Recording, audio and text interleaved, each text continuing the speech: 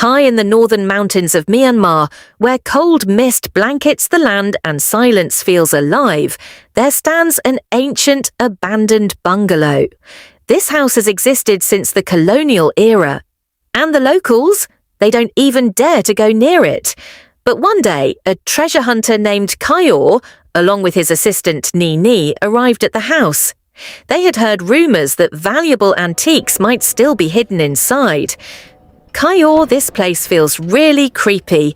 The fog is so thick, Nini whispered, nervously looking around. Relax, Nini, Kayor replied calmly. Well, just look around for a bit. If we find anything valuable, we leave immediately. As soon as they stepped into the living room, they noticed a strange smell. It was confusing, like a mix of flowers and something rotten. Then suddenly from the wall, an old antique clock began to chime. Dong, dong, dong, exactly 12 times. But it was still daytime. Before they could even question it, a faint sound echoed from upstairs. It was a girl singing, soft, cold, and hauntingly beautiful. Nini grabbed Kayor's arm tightly. Kayor, is someone up there? Without answering, Kayor switched on his flashlight and slowly walked up the stairs.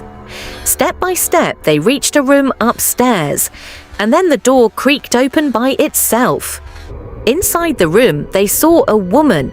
She was dressed in white, standing with her back facing them. She sat in front of a mirror, slowly combing her long hair. But something felt wrong. Kayor noticed the comb she was holding was made of bone.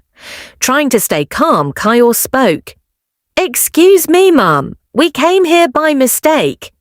The woman slowly stopped, and then she turned her head. But she had no face, just smooth, blank skin. And from that empty surface, a terrifying voice echoed. "Did you come to steal what is mine?"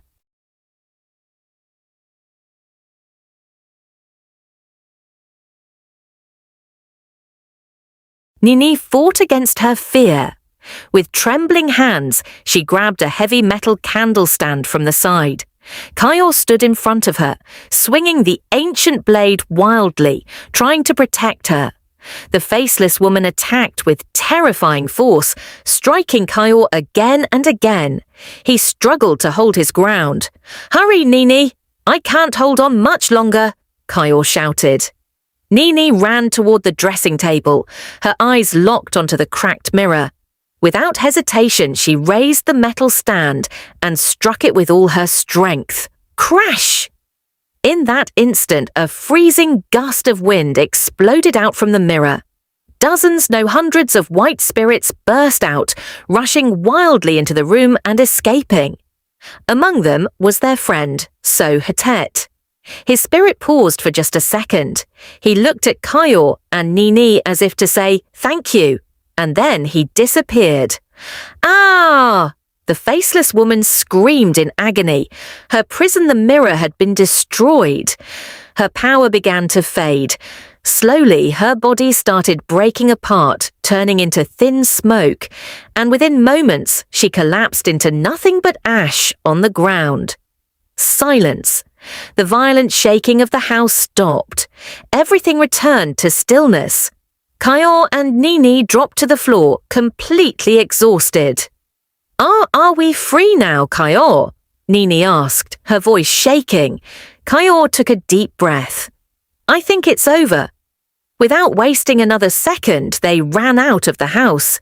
As they stepped outside, the thick mountain fog slowly began to disappear.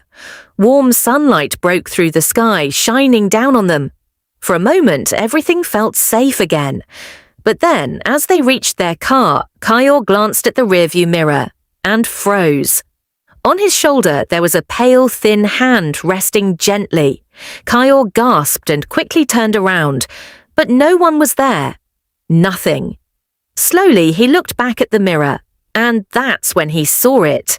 Written in the dust with shaky, uneven handwriting, a message. "I will follow you, Kiar," and Nini looked at each other speechless. Terrified, and without another word they drove away as fast as they could, not knowing that the horror was not over yet.